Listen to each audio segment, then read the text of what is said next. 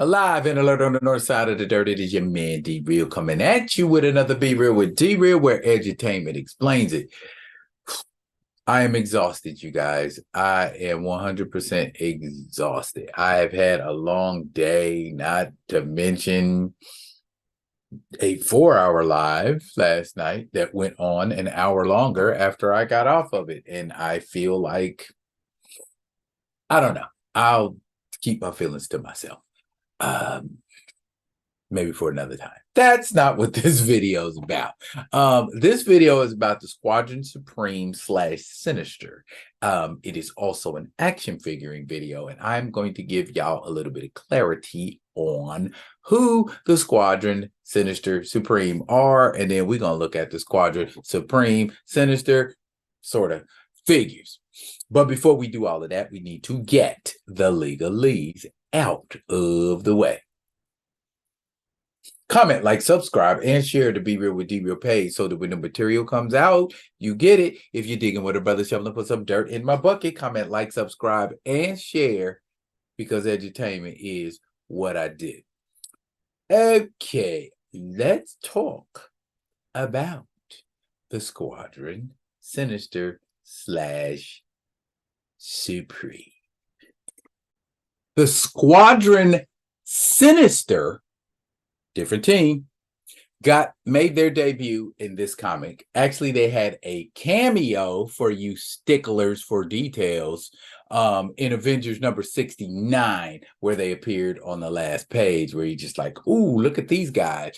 And I don't think did it dawn on anybody that they were all Justice League knockoffs. From left to right, you have Nighthawk, Dr. Spectrum, the Wizard, inspirational name, and Hyperion. Or if you can see what's going on, Batman, Green Lantern, The Flash, and Superman. Because Marvel and DC back in those days didn't have the rights to each other's IPs, the next best thing to do was to make a knockoff of the esteemed competition. And this was the first book that occurred in, at least Justice League knockoffs, as far as Marvel was concerned. They were bad guys created by the Grandmaster. And after they were defeated, they had a run-in with the Defenders and got their memories wiped. Hyperion went on to become a villain. Spectrum went on to become a villain. The Wizard went on to change his name and costume, thank God, and became Speed Demon, a much cooler name, and went on to be a member of the Sinister Syndicate. Want to know who the Sinister Syndicate is? Look them up in the pages of Spider-Man's comic book. Next appearance of this group of heroes, well, not the next appearance, but actually the first official appearance of the Squadron Supreme, even though it says Sinister on the comic. When we get into the comic, we find that this is a parallel Earth, and the heroes here are the Squadron Supreme. Come to find out, the Grandmaster used prototypes of the heroes from this world to make the warriors he pitted against the Avengers. Come to find out, they're heroes after all. And after this adventure, the Avengers and the Squadron Supreme part on somewhat good terms until this classic comic right here, Avengers number 141. Artwork by the legendary George Perez. Rest in power, Mr. Perez. This was a Squadron Sinister who was working for the evil Roxxon Oil, and them and the Avengers came to blows. And this storyline ran for a few issues. But after that, Squadron Supreme turned up in the pages of Defenders, and then the Squadron Supreme got their own 12-issue miniseries. That happened a lot in the 80s. I think this miniseries was in 1985. Had a little trouble collecting this one because, of course, I had just gotten into the military. But as you can see, many more Justice League knockoffs pop up. Matter of fact, Justice League knockoffs started popping up in that Avengers 141.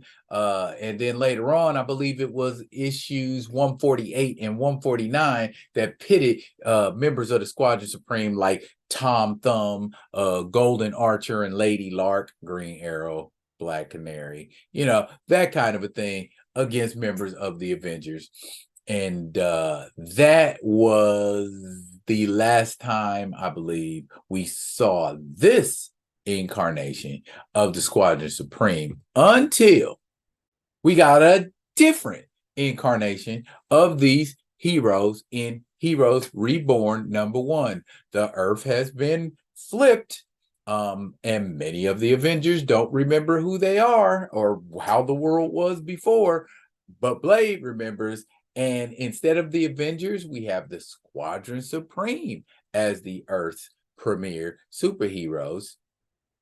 And this book, I think, ran for about 7 issues, art by Ed McGuinness. Ed McGuinness is always fun. He draws nice, buff, healthy characters. And story by Jason Aaron, who always does a good Avengers story. That is what the Squadron Supreme are, for the most part, on paper. They may have a few appearances here and there, and they've even made an appearance on Avengers Assemble, which is on Disney Plus still, I believe. And I think the Squadron made their premiere in like the 4th season of Avengers Assemble, I want to say. I could be wrong. It might be another season, but I'm pretty sure it was the 4th season. If not, somebody let me know in the comments.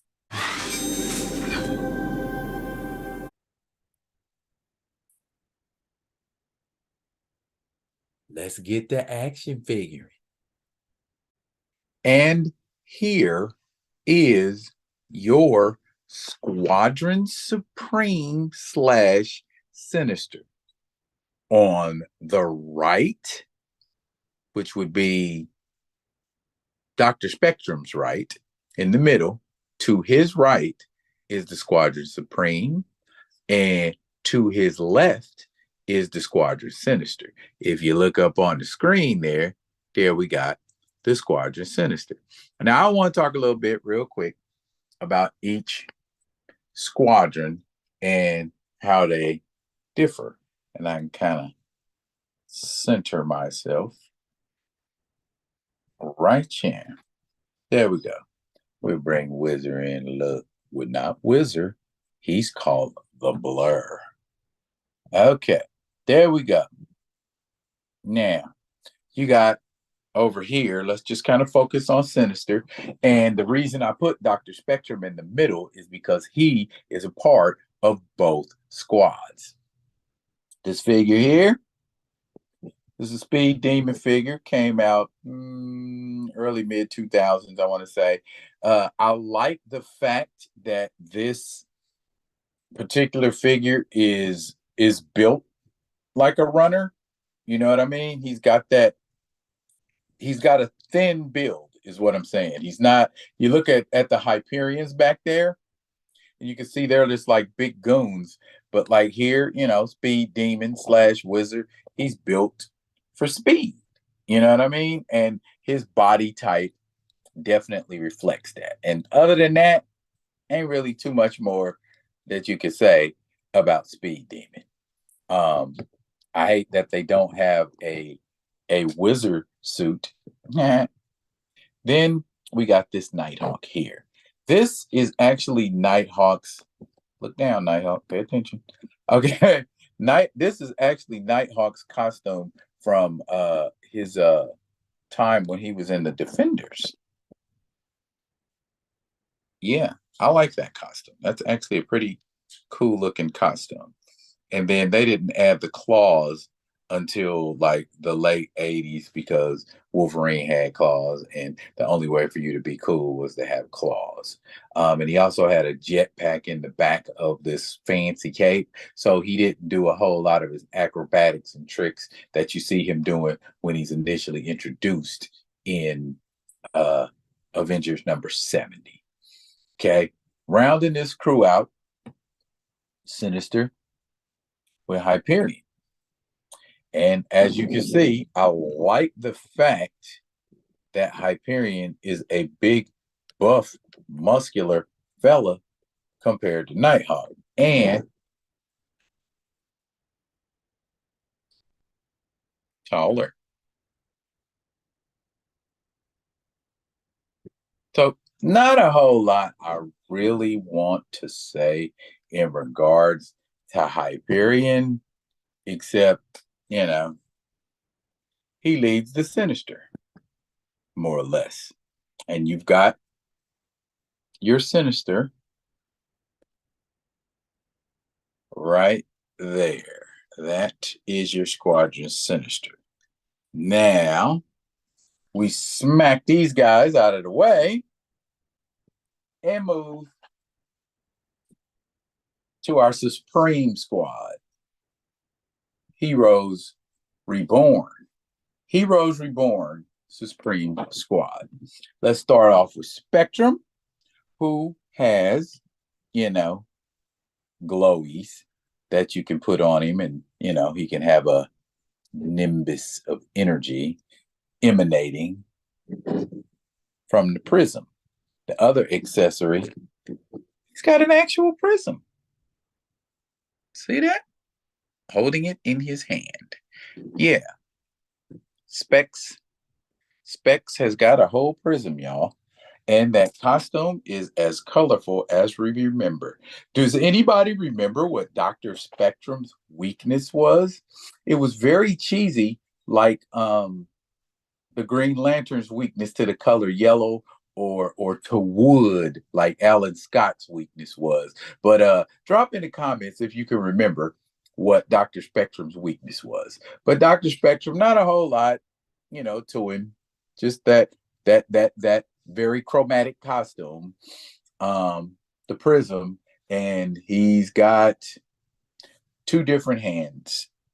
One that can hold the prism and one that's just there. Second, I want to move on to Nighthawk because number one, this incarnation of Nighthawk, as you can see,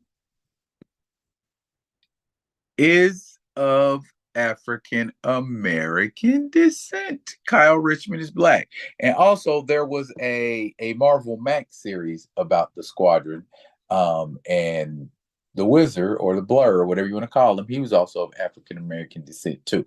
But this Nighthawk is clearly a Batman knockoff. You don't believe me? Check out his throwing darts. Didn't I tell you? Didn't I tell you? He too also comes with a change of hands. Not really too much more, you know what I'm saying, to that. But that figure's sharp. Look at it. He's sharp. You know what I'm saying? You can put him in some poses. He's got a little, pose ability if you want to do some martial arts or something like that. That cape is kind of forky, but you can manipulate it and do what you want to do with it. I like the way that Nighthawk looks. He's very no nonsense, and he don't look like he can't fight. And then again, this Hyperion is a whole goon too. Look at that look. Look at the look he's got. Cock his head. He don't look like he can't fight. You know what I'm saying? And he's got that Squadron Supreme look to him. We ain't mad. We ain't mad at him. And pretty much just a different Blur's sleeping. Just a different cape for the most part, and he wears a mask, and his boots are slightly different, but for the most part, same Hyperion. Last, certainly not least, Wizard Blur, whatever you want to call him. Uh, that's his costume. They've kind of tweaked it a bit for the Heroes Reborn. But I know there was an issue where him and the Black Panther fought, and the Black Panther was able to keep up with the Blur. So, kudos to T'Challa for having that kind of speed. But look here, y'all. This is get Kyle Richmond's foot, right? There you go. There you go. This is your Squadron Sinister. Okay.